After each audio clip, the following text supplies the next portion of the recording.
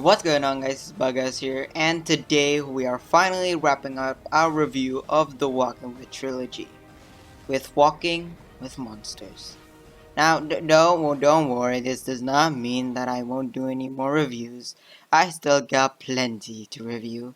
And besides, I like making these reviews. I mean, sure, they're a buttload of work, but I enjoy doing it. Anyways, without any further ado, let's get started. Walking with Monsters is the third installment in the Walking with trilogy, and since Walking with Dinosaurs focused on the dinosaurs and Walking with Beasts focused on life after the dinosaurs, it's only natural that the third entry would focus on life before the dinosaurs, or the Paleozoic if you're one of those super nerds like me. However, Walking with Monsters alters the formula a bit. Whereas the previous two entries had 6 episodes, each focusing on different time periods, Walking with Monsters has 3 episodes, and each episode focuses on multiple time periods within it.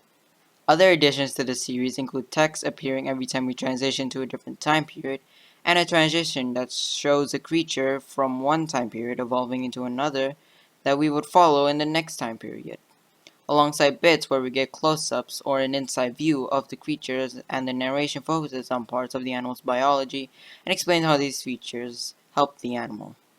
And I'll give my thoughts on all these additions later on.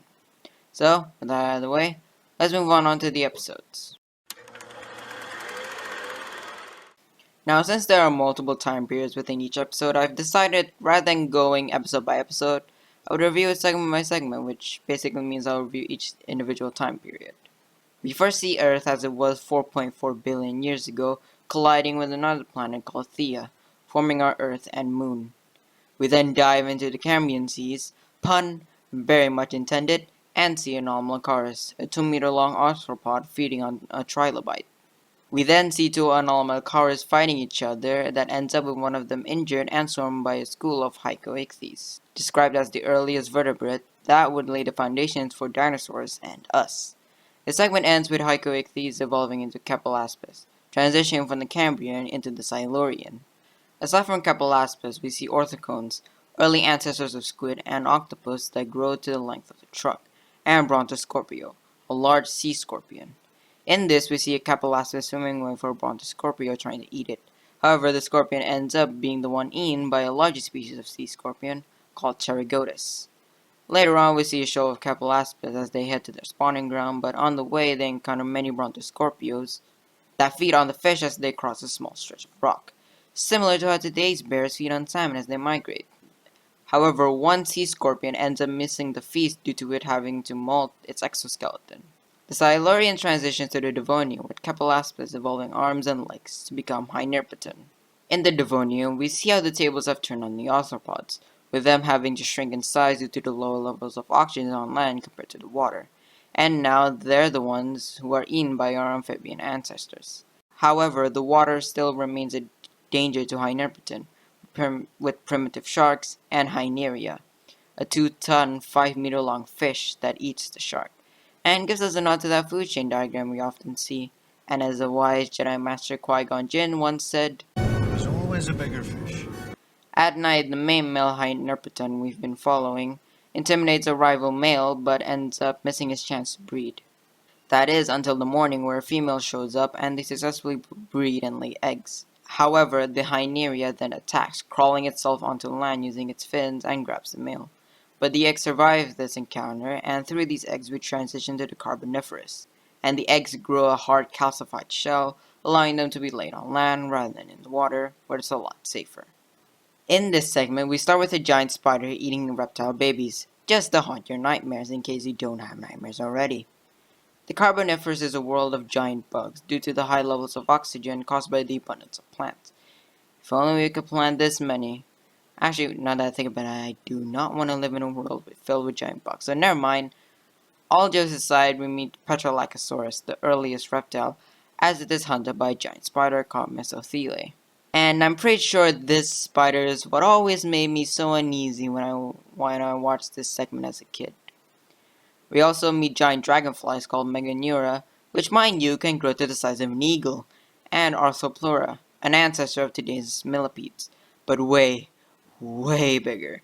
We then witness a fight between an Arthropleura and a large amphibian, and the Arthropleura gets impaled on its back by a tree stump. During this time, the Mesothele is also searching for a new hole after her old one got flooded. But unbeknownst to her, a thunderstorm occurs and lightning ends up striking near her hole, killing her in the process. However, her roasted body is discovered by a Patrolochosaurus and it feeds upon her carcass, before evolving into a Dilophosaurus and taking us to the early Permian. This segment mainly focuses on Dimetrodon, and much like what Sabretooth did with the Smilodons, this segment showcases the Dimetrodon in all its glory as we first see it hunting a young Dilophosaurus. We mainly follow a mother Dimetrodon as she lays her eggs and guards it for 7 months, encountering many threats including amphibians and a rival female, which leaves her injured after a long confrontation. Once the babies hatch, they run away from cannibalistic adults, hiding in dung and climbing in trees to avoid them, which includes the mother. This segment paced a little bit slower than the others, and that's not really a criticism because I kind of appreciate the change in pace. However, despite how much I enjoy watching this segment, I do have some problems with it.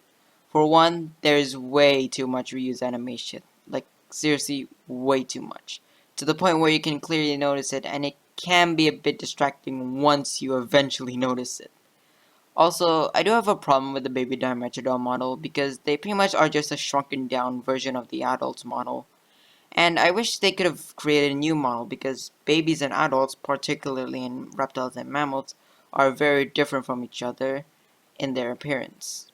Despite that, like I said, I had a fun time watching this segment, and it ends up with the Dimetrodon evolving into Gorgonopsid and taking us to the penultimate period, the late Permian. In the late Permian, all the continents have merged into one supercontinent called Pangaea. And we open this segment with a male Scutosaurus being hunted down by a large female Gorgonopsid. And I gotta say, this is probably the most brutal kill in the entire Wildwood series, because we see the Scutosaurus crying out as the Gorgonopsid bites its neck. We stick around one of the last water sources in this dry, hot world, being a waterhole that many Gorgonopsids inhabit, including the female, a Labyrinthodon trying to wade out the giant of the water, and Dictodon that live in the underground burrows. And I gotta say, these guys are probably one of the cutest creatures in the entire series. I mean, look at them. They're adorable. We then see the Gorgonopsid trying to eat the Dictodons in a game of whack-a-mole. Or I guess in this case, a game of eat-a-mole.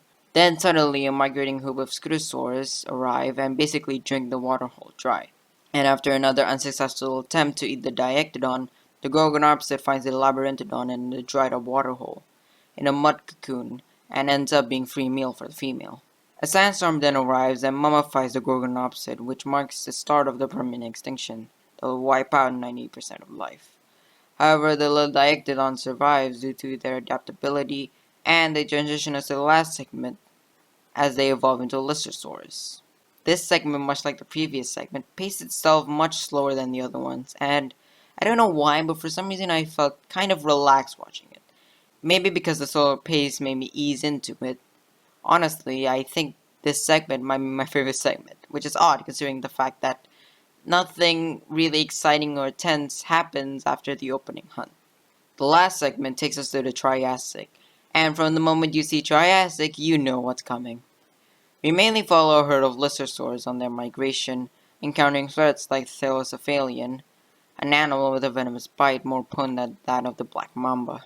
We also see them cross the river where hungry Casmatosaur, early ancestors of crocs and alligators, feast on them, which, come to think of it, is the exact same thing their descendants will do in Africa, with Nile crocodiles hunting zebras and wildebeests. Also, before I move on, I appreciate the fact that rather than using CGI to show the Casmatosaur killing the Lysosaurus, they used the animatronic instead, even though they could have easily gone away with CGI. But they made that extra effort to do it with the animatronics. And actually, speaking of the animatronics, the Casmatosaur one is super detailed. Just thought I would point it out, you know? Anyways, we also see Euparkeria in the background, feeding on insects and running away. And if you didn't know already before watching this, Euparkeria is the ancestor of all dinosaurs. And appropriately, the trilogy comes full circle as the segment ends with Euparkeria evolving into Allosaurus as we hear the classic Walking with Dinosaurs theme, bringing this entry in the series to a close. Now, before we get to the conclusion, I do have to say that for some reason this segment felt so quick, and maybe that's because the previous two segments had a slower pace and were maybe longer, but I don't know, it felt rushed, and not in a way where the story isn't properly developed enough, but rather it just flew by really quick. But saying that, I guess if you do want to see more in the Triassic period, then you could just go ahead and watch New Blood. Anyways, despite this segment feeling like it went by way too quick, ending it with the transition to Walking with Dinosaurs and coming full circle is the only way to complete this great trilogy. In conclusion, I had way more fun than I thought I would rewatching Walking with Monsters, and I think most of it is due to the faster pace that leaves very little room for boredom to grow, since there's always something happening. Regarding the segments themselves, I think we spent an appropriate amount of time with each, aside from maybe the last one, which I think could have been longer, but they don't overstay their welcome, which is very impressive considering there are 7 segments in total. They focus on the important stuff, leaving out the details that might not be as important in order to get us to walk with dinosaurs and explain how we eventually evolved from these creatures, which is the goal of this entry in the series. The additions to the series were also very much appreciated. The text in the beginning helps us not get too lost on when and where we are, and considering we jump around to so many time periods in a short amount of time, the addition of text is definitely useful. As for the transitions, I think it's honestly one of the best additions because, for one, it gives us a sort of before and after picture in a visually interesting way. And secondly, it also helps us connect the gap between each segment because during and after the transition, we feel like we're watching the same creature we saw before in a different light. Kind of like when a person becomes a superhero. They look different on the outside, but they're still the same person we know on the inside. Also, I noticed that this entry put a large emphasis on the science aspect, and it certainly helped in this with the parts where we see the creature's internals as the narration explains, which helps us understand it easier as we can see what the narration is referring to without us having to visualize it ourselves. The CGI also appears to be improved, the textures on the creatures look really good, and they also blend with the environments better, that further sells the realism of it all. Overall, I do think Walking with Monsters is a significant improvement upon the previous two entries in both quality and entertainment, and so far it's the one I've enjoyed rewatching the most. Hope you guys enjoyed the video. If you did, be sure to leave a like and I can't believe I just messed up the outro. But anyways, guys, I recorded this entire thing in one session, and my mouth is dry. I need to grab some water after this.